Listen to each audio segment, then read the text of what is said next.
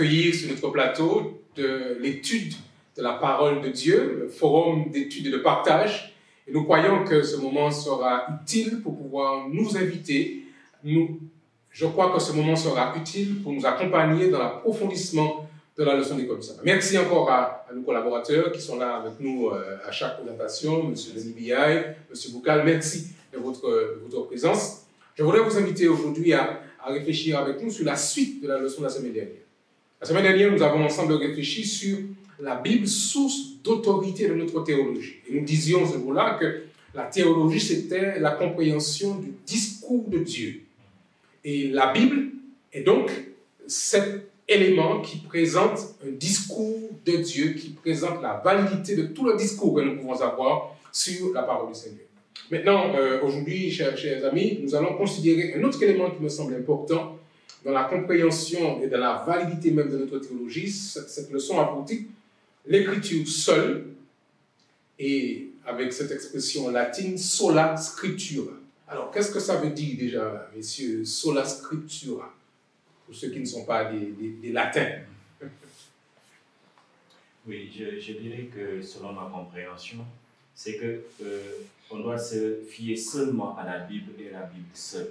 Comme nous l'avons étudié la fois dernière, que la Bible doit avoir l'autorité sur la vie de tout être humain. C'est ma compréhension de ça. Oui, donc je pense que sur la scripture, ça nous ramène un peu à Martin Luther. À Martin Luther qui a eu à clouer 95 thèses sur la porte de Wittenberg. Donc son origine, il était moine, moine catholique, mais il a eu à faire des recherches pour savoir ce que la Bible dit sur certaines pratiques qui se faisaient dans son temps et dans sa congrégation religieuse. Là, il a découvert effectivement qu'il y a des choses qui se faisaient qui n'étaient pas en accordance avec la parole de Dieu. Maintenant, il a eu à écrire d'autres thèses. Il n'y a pas seulement sur la scripture, il y a sur la fidei, sur la dei, sur la gratia. Donc, ce sont des sola ou bien donc seuls. Et là, donc, sur la scripture, c'est-à-dire l'écriture seule comme norme ultime de notre foi, norme ultime de notre théologie. Et je pense que donc, ça a toute une importance. Donc, vu ce qu'on a dit dans la semaine passée, il y a eu la culture, il y a la tradition, il y a le raisonnement humain. Mais là, maintenant, Dieu nous ramène à l'écriture seule, qui doit être la seule norme qui nous gouverne en tant qu'enfant de Dieu dans la théologie. Très bien. Alors, je crois que, merci M. Boukal de ce rappel historique, le fondement même du protestantisme a été sur ce schisme qu'il y a eu à l'époque dans l'Église catholique romaine, avec un retour à l'écriture. Et ceci avait conduit justement, vous vous rappelez peut-être, à une redécouverte du texte sacré. Martin Luther avait justement contribué à traduire la Bible en langue vernaculaire, en allemand vernaculaire, et ensuite dans les autres langues, ce qui fait que nous l'avons aussi en français. Donc c'est important que nous puissions comprendre qu'il y avait un retour à la parole, un retour à la parole, et toute la démarche du protestantisme se base sur ce retour à la parole, qui va conduire maintenant, par exemple, à redécouvrir la doctrine sur le baptême, par exemple. Il y avait une pratique du baptême des enfants, qui n'était pas une pratique scripturaire basée sur la Bible. Et avec les anabaptistes, on revient à une pratique du baptême par immersion telle qu'elle est enseignée par la Bible. Et vous avez jusqu'à nous, ça arrive jusqu'à maintenant à l'Église adventiste du septième jour, qui revient à une pratique du sabbat, en redécouvrant la loi en particulier. Et le sabbat est redécouvert grâce à cette démarche du sola scriptura, où on retourne à la validité du texte sacré. Et c'est pourquoi c'est important que dans la suite de la leçon de la semaine dernière, nous puissions comprendre que notre doctrine, notre enseignement, notre théologie doit être basée sur l'écriture, ou l'écriture seule, comme on l'étudie aujourd'hui, seule la Bible. Alors le texte à mémoriser nous rappelle la place de la Bible dans notre démarche de compréhension, quand il est dit dans Hébreux chapitre 4, verset 12, « Car la parole de Dieu est vivante et efficace, plus tranchante qu'une épée quelconque à deux tranchants, pénétrante jusqu'à partager âme, esprit, jointure et moelle. Elle juge les sentiments et les pensées du cœur. » Donc on voit bien que la parole de Dieu a cette efficacité. dans l'analyse de nos pensées, de nos motivations, et pourquoi nous faisons ce que nous faisons. C'est important de pouvoir bien comprendre ceci. Maintenant, en quoi cette démarche sur la scripture, en quoi, messieurs, vous pensez que l'écriture serait supérieure, serait une norme supérieure aux autres éléments qui apparaissent, comme la tradition, comme autre chose, d'autres écrits? En quoi, d'après vous, dans cette pensée sur la scripture, l'écriture serait supérieure aux autres textes? Est-ce que M. Boukal ou M. Oui, l'écriture, parce qu'il y a une seule écriture, la parole de Dieu, elle serait supérieure effectivement à toute autre source, parce que là, on parle de Dieu. Et si on parle de Dieu, Dieu a donné une référence. Il a donné un mode d'emploi pour pouvoir l'adorer, pour pouvoir le servir. Et ce mode d'emploi se trouve effectivement dans sa parole qui est la Bible. Donc si nous voulons connaître Dieu, si nous voulons l'adorer, on ne peut qu'aller à lui à travers son esprit, et son esprit se révèle aussi dans la Bible. Donc si nous voulons amener d'autres choses qui ne sont pas bibliques, cela peut nous amener à une compréhension fausse de Dieu. Pour une compréhension exacte et correcte de Dieu, il faudrait que nous nous référons à sa parole et à sa parole seule. Ouais. C'est vrai, il y a d'autres sources, comme l'a dit la semaine dernière, la culture, la tradition. Actuellement, beaucoup d'églises ont des traditions qui sont ancrées. Donc, ces traditions-là sont devenues des normes, même plus que la Bible. Alors qu'effectivement, la tradition humaine elle peut changer, ou bien elle peut être entachée d'erreurs, alors que là, la Bible, elle est infaillible. C'est la parole de Dieu, elle est infaillible. Ce que Dieu dit, il le fait. Et ce qu'il promet aussi, il le réalise. Donc, il doit être la norme ultime de toute croyance que nous aurons adoptée. Monsieur il me semble que l'apôtre Paul faisait référence dans son discours au fait de ne pas déroger. Est-ce que vous pouvez nous rappeler le texte de 1 Corinthiens chapitre 4 qui revenait là-dessus? Oui, Paul veut dire à ses co-disciples que nous sommes les dispensateurs des Saintes Écritures et nous ne devons pas aller à l'opposé de la révélation biblique. Aujourd'hui, nous constatons, comme nous l'avons vu la fois dernière, que les gens mettent l'accent sur la tradition alors que ce n'est pas le cas. C'est vrai, la Bible, la tradition ne doit pas contredire la Bible. La Bible détient l'autorité suprême et tout être humain doit se baser sur la Bible pour fonder ses doctrines. Par exemple, la religion, je veux dire. Donc, toutes sortes de religions. Aujourd'hui, bon, on ne peut pas dire qu'il y a beaucoup de religions. Il y a une seule religion reconnue par la Bible, c'est la religion du Christ.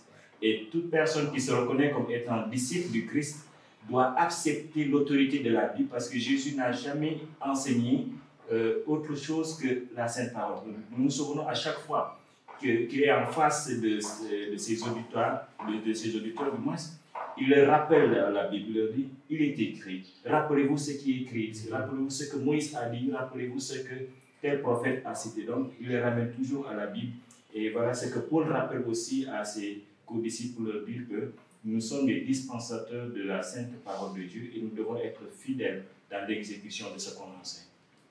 Maintenant, est-ce que nous sommes toujours dans cette réflexion par rapport à... Il y a beaucoup de critiques sur le texte sacré et certaines personnes mettent en opposition Ancien Testament et Nouveau Testament par rapport à la mise en place d'une théologie biblique qui soit solide, qui soit équilibrée. Pensez-vous qu'il y aurait une opposition entre ancien et nouveau, et que faut-il répondre à certaines personnes qui voudraient nous faire croire que l'Ancien Testament serait dépassé ou qu'il y aurait une supériorité entre Ancien et Nouveau Testament? Qu'est-ce que vous pourriez dire par rapport à cela? Oui, je pense que ce serait donc une compréhension assez limitée de la parole de Dieu.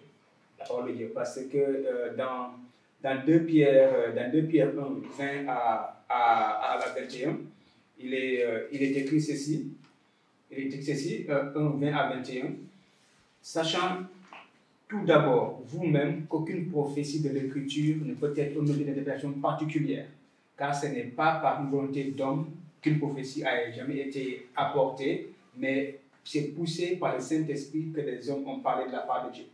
Et comme on le dit, le Nouveau et l'Ancien Testament, l'Ancien Testament donc, il y avait des prophéties qui ont été annoncées, c'est-à-dire le Christ allait venir, le Christ allait mourir, le Christ allait ressusciter. Et dans le Nouveau Testament, on a dit effectivement que ce Christ effectivement est mort. Il existait, il a maintenant donné le pouvoir d'avoir la vie éternelle en lui. Et maintenant, Jésus lui-même, là, quand il partait, il n'a jamais renié effectivement la véracité de l'Ancien Testament. Il a toujours parlé, comme l'a dit dans Saint-Denis, il a toujours dit, n'avez-vous pas entendu, n'avez-vous pas lu ce que Moïse a écrit, n'avez-vous pas lu ce que les prophètes ont écrit. Donc tous les prophètes effectivement qui ont écrit, ils ont écrit pour pouvoir dire ce qui va arriver. Et Jésus, quand il parlait, il a surtout référé à ce que les prophètes ont dit. C'est-à-dire, il validait effectivement ce que disait l'Ancien Testament. Donc aujourd'hui, on a cette différence entre l'Ancien et le Nouveau, mais Jésus, à son temps, il s'est référé à la parole, à l'Ancien, à la parole. Donc ça veut dire qu'elle est unique. Elle est unique. C'est une parole qui est unique. Et si nous voyons effectivement Romains, dans lequel Martin Luther s'est aussi basé pour extraire donc, ces théories, dans Romains seulement, Paul cite 115 fois l'Ancien Testament. Donc, ça veut dire quoi? Ça veut dire qu'effectivement, il puise tout son discours dans l'Ancien Testament. Et Jésus lui-même, dans beaucoup de ses paraboles, s'est référé à l'Ancien Testament. Ça veut dire que donc, eux-mêmes, ils validaient et ils confirmaient ce que disaient les prophètes de l'Ancien Testament. Donc, il n'y a pas de différence. C'est une parole unique et unie et qui confirme Dieu et Dieu seul. Donc ça, je pense que c'est important pour nos amis de pouvoir bien saisir cette vérité, cette unité, c'est-à-dire cette ligne qu'il y a de la Genèse jusqu'à l'Apocalypse.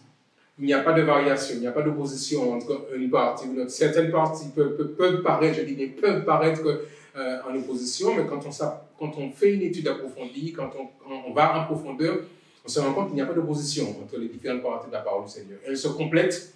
L'Ancien Testament annonce la venue de Jésus comme un précurseur, et ensuite l'Ancien Testament vient confirmer Jésus-Christ et maintenant va annoncer sa seconde venue. Donc il y a un fil conducteur qu'on va retrouver de la Genèse jusqu'à l'Apocalypse, qui paraît un élément fondamental pour pouvoir bien comprendre ce que Dieu veut que nous entendions quand nous avons en face de nous la parole du Seigneur et par rapport à ceux qui veulent opposer ce que Dieu a dit.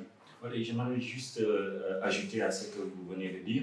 Par exemple, je me base sur Romains 15, verset 4, qui dit que or, tout ce qui a été écrit d'avance a été pour notre instruction. Donc, c'est dans le but de nous donner l'espérance.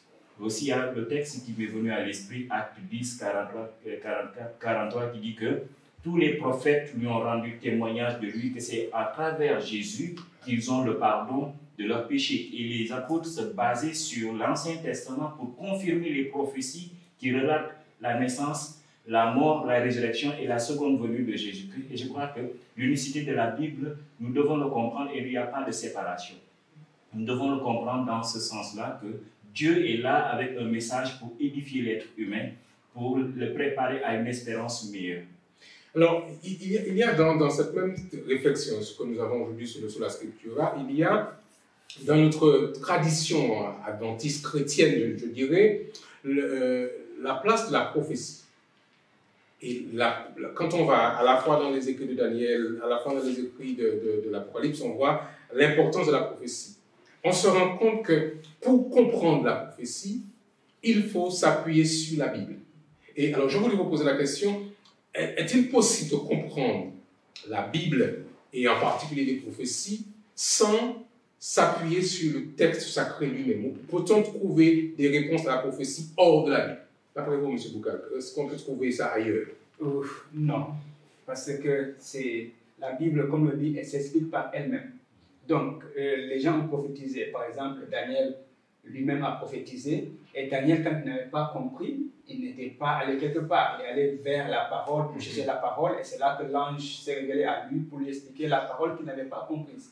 Donc, Jésus aussi, quand il existait, quand il était revenu maintenant voir les disciples à ce chemin d'Emmaüs, il a utilisé la parole. Et dans Luc 24, à partir du verset 27, il est écrit, et commençant par Moïse et par tous les prophètes, il leur expliquait dans toutes les Écritures ce qui le concernait.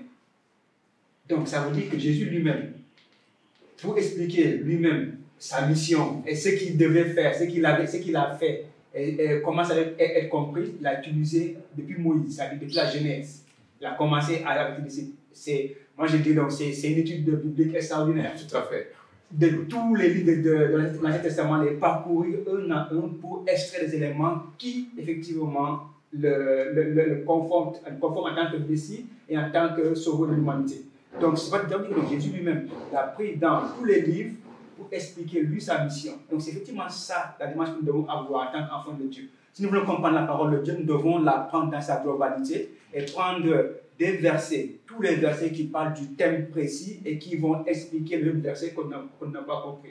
Donc, effectivement, la Bible, ce n'est pas elle-même, mais il faudrait effectivement que nous ayons avec cet esprit d'humilité, de sagesse pour la comprendre et non pour critiquer ou bien voir donc, des incohérences. Parce qu'il y a d'autres gens qui disent que bon, il y a des contradictions. Dieu dit ceci et quand d'autres personnes parlent, ils vont dire ceci, mais toujours dans la Bible. Et donc là, ce n'est pas un esprit pour pouvoir comprendre la Bible avec humilité et un esprit de sagesse pour mieux comprendre la Bible et prendre tous les versets qui peuvent parler du thème pour expliquer le thème ou bien d'autres versets qu'on n'a pas compris. Je crois que c'est important de souligner ce point, qu'il n'y a pas d'opposition et qu'un texte ne peut pas sortir de son contexte. La démarche d'étude de la parole du Seigneur, on le dit avec le Sola Scriptura, c'est une analyse historico-grammaticale.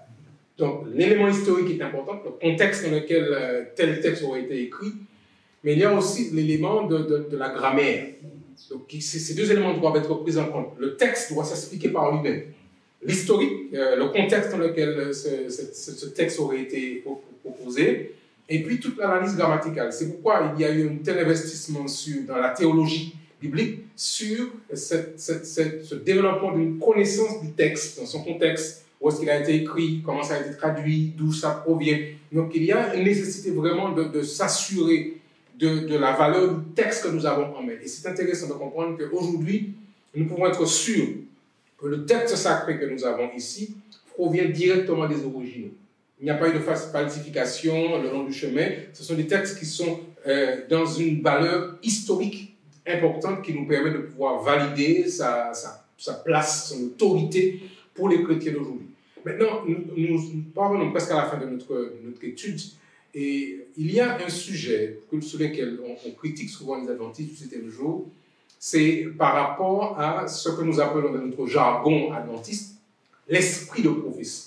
Les écrits de l'esprit de prophétie. Et pour ceux qui ne connaissent pas, cette dame, cette femme, cette sœur, Ellen White, qui avait reçu des visions au début de l'histoire de l'Église adventiste et qui a beaucoup écrit, qui a beaucoup prophétisé. Alors, y aurait-il une contradiction, messieurs, entre sola scriptura, c'est-à-dire l'écriture seule, et la place que l'Église adventiste accorde aux écrits d'Ellen White ou à l'esprit de prophétie? Est-ce qu'il y aurait une opposition entre ces deux?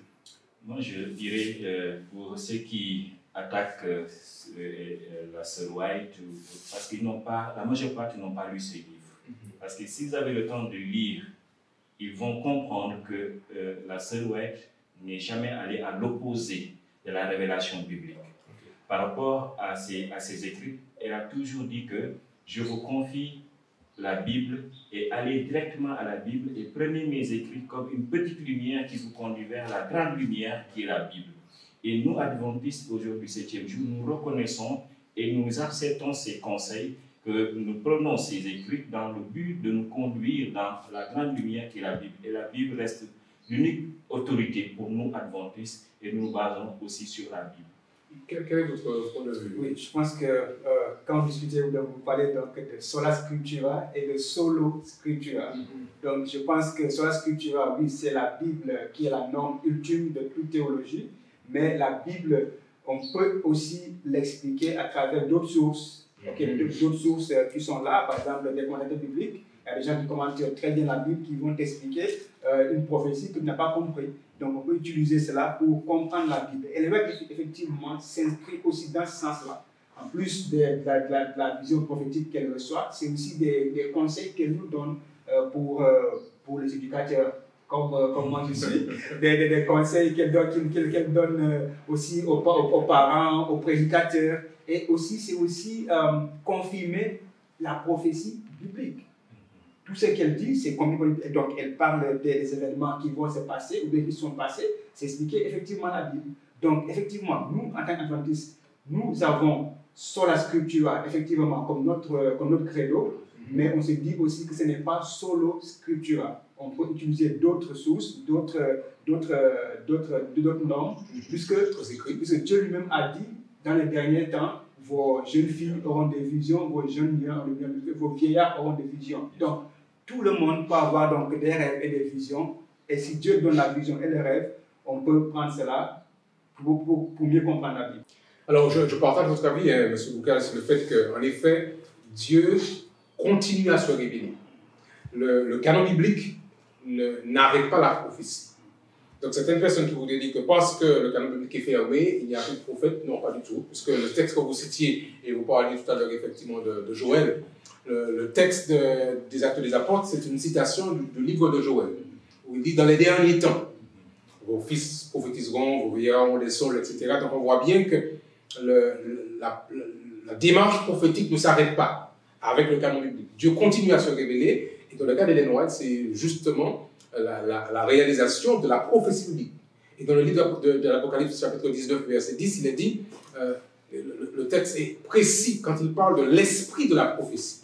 Donc il est important que nous puissions garder à l'esprit le fait que Dieu continue à se révéler. Cependant, dans le cas d'Ellen White, ses écrits ne peuvent pas entrer en contradiction avec la parole du Seigneur. Et elle dit, comme vous le disiez tout à l'heure, que c'est la petite lumière qui conduit vers la grande lumière. Donc c'est important que nous comprenions que la Bible est l'élément central de notre foi sur lequel nous basons notre enseignement, notre théologie. Et chaque chrétien qui veut rester fidèle à Christ doit s'appuyer sur ce que dit le texte lui-même. Alors avant de conclure, chers amis, est-ce que vous auriez un dernier mot à dire à ceux qui nous regardent et qui s'interrogent sur la Bible en tant que livre saint? Quel conseil vous donneriez à quelqu'un qui nous regarde aujourd'hui sur la place de la Bible dans la démarche de découvrir la volonté de Dieu? Quel conseil vous donneriez? Donc, moi, je dirais à toute personne qui douterait effectivement de la Bible, de sa validité, de sa véracité, d'abord de lire la Bible pour elle-même et par elle-même. Généralement, les gens qui critiquent la Bible, c'est généralement les gens qui n'ont pas une connaissance approfondie de la Bible. Parce que si tu lis la Bible toi-même, avec un esprit pour comprendre la Bible, elle va même te convaincre elle-même. Parce que la Bible, effectivement, c'est, comme on dit donc, le verset, c'est une épée à double tranchant. Donc, c'est pour se défendre, mais aussi c'est pour attaquer. Donc, si on va vers la Bible dans l'esprit donc, de l'étudier pour comprendre, elle va te convaincre, elle va transformer ta vie. Donc, moi, je dirais, étudie la Bible par toi-même et pour toi-même, et tu seras transformé. Ok, M. Bien, vous avez le dernier mot. Moi, je dirais qu'on doit avoir une étude assidue et persévérante de la parole de Dieu. Et c'est important. On ne doit pas seulement dire que la Bible aujourd'hui elle est falsifiée et se contenter de cette idée. Nous devons lire et comprendre et mettre en pratique en plus. C'est ce que je pourrais dire pour notre avis. Voilà, chers amis, nous voulons vous remercier d'avoir participé avec nous à cette émission. Nous croyons qu'elle a été utile pour vous aider à approfondir votre connaissance de la parole du Seigneur. Nous vous invitons bien sûr à nous retrouver la semaine prochaine dans notre prochaine émission Forum, études et partage autour de la leçon de l'école du sabbat. À très bientôt.